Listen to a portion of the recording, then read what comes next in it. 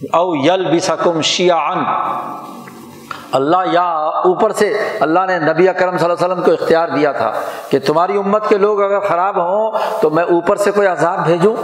اللہ تعالیٰ قادر ہے، قل هو القادر علی ان یبعث علیکم عذابا من فوقکم، اوپر سے عذاب بھیجو، اور او من تحت ارجلکم، یا نیچے سے عذاب جیسے قوم نوح پر آیا تھا وغیرہ وغیرہ۔ تو نبی اکرم صلی اللہ علیہ وسلم نے اللہ سے کہا کہ اعوذ بک، اے اللہ میں تیری پناہ مانگتا ہوں اوپر سے عذاب سے اور نیچے سے عذاب سے۔ اللہ نے کہا پھر تیسرا آپشن کہ تمہاری لوگوں کی عقل ماری جائے، تمہارے لوگ گمراہ ہو جائیں تو پھر کیا ہو؟ سزا تو دینی ہے نا، مجرم کو سزا تو ملے گی نا۔ تو اللہ نے کہا او یلبسکم شیعا ویذیق بعضکم باس بعض، قرآن کی آیت ہے کہ پھر تمہارے اندر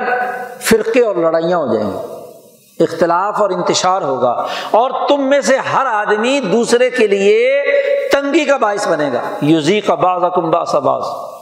مرد عورت کے لیے عذاب ہے اور عورت مرد کے لیے عذاب ہے، ہاں جی، لیڈر عوام کے لیے عذاب ہے، عوام لیڈروں کے لیے عذاب ہے، ایک دوسرے کو تنگ، جی تمام کے تمام۔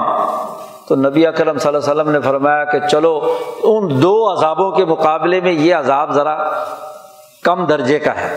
تو آج اس عذاب میں مبتلا ہے، اور حضور نے فرمایا کہ اس عذاب سے بھی بچو، صاف طور پر کہہ دیا ان الذین فرقوا دینہم وکانوا شیعا لست منہم فی شیء، اے محمد صلی اللہ علیہ وسلم جو اس جھگڑے اور لڑائی میں پڑے تیرا ان کے ساتھ کوئی تعلق نہیں ہے، تو برات کا اعلان کر دے، کیونکہ وہ اس وقت عذاب کی حالت میں ہے۔ تو عذاب کی حالت سے نکل کر شعور کو بلند کرنا،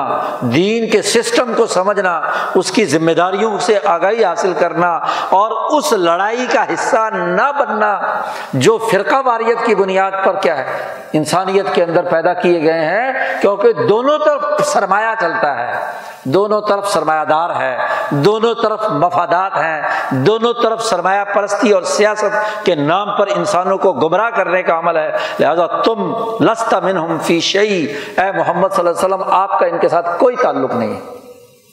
تو جو محمد مصطفیٰ صلی اللہ علیہ وسلم پر ایمان لانا چاہتا ہے، آپ سے محبت رکھنا چاہتا ہے، اس کو اس جھگڑے اور لڑائی سے بالا تر ہو کر سسٹم کی خرابی کو سمجھنا ہے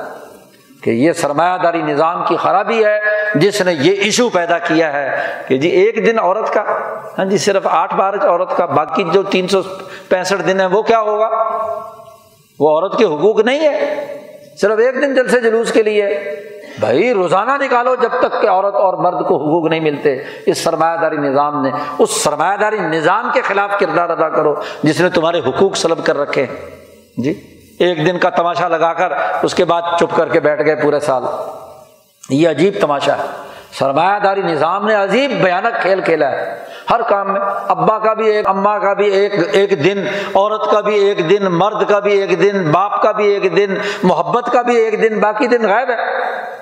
14 فروری کو محبت مناؤ، 8 مارچ کو عورت کا دن مناؤ، فلانا دن جو ہے یوم مزدور مناؤ، 1 مئی کو، اور فلانا فلانا، یہ کیا تماشا ہے؟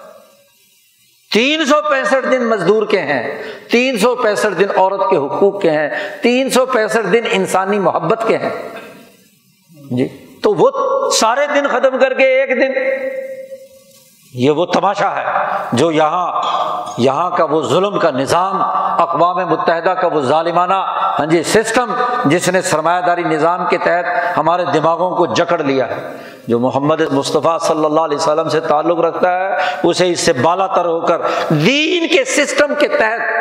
دین کے نظام کے تحت چیزوں کا تجزیہ کرنا ہے، امراض کی نشاندہی کرنی ہے اور اس کے علاج کے لیے کردار ادا کرنا ہے۔ تبھی ہم سچے محمدی ہیں، تبھی ہم اللہ کی خدا پرستی کا کردار ادا کرنے والے ہیں، اور تبھی ہم انسان دوستی کے حقوق ادا کرنے کے لیے کردار ادا کرنے والے ہیں۔ ورنہ تو یہی عذاب ہے، ادھر کا بھی اور ادھر کا بھی اسی عذاب میں زندگی بسر کرے گی۔ عذاب سے برات کا اعلان کرنا یہ ایک سچے مسلمان کی ذمہ داری ہے۔ اللہ تعالی ہمیں اس کی توفیق عطا فرمائے اور ہمارے حالات کو درست فرمائے، شعور بلند کرے، اور ہمیں خدا پرستی اور انسانیت دوستی کی جدوجہد کے لیے کردار ادا کرنے کی توفیق عطا فرمائے۔ وآخر دعوانا الحمد للہ رب العالمین۔